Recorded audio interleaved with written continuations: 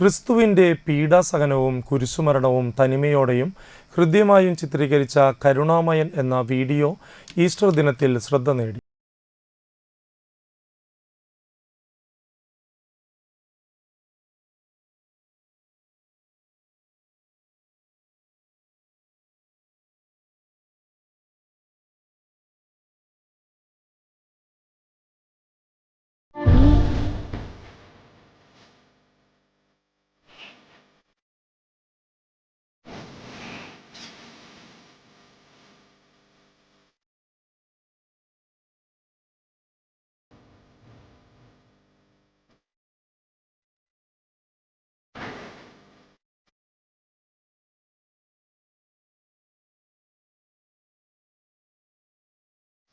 നിരവധി വീഡിയോ ആൽബങ്ങളുടെ സംവിധായകനായ യൂസഫ് കച്ചേരിയാണ് ഈ ആൽബം പുറത്തിറക്കിയത്.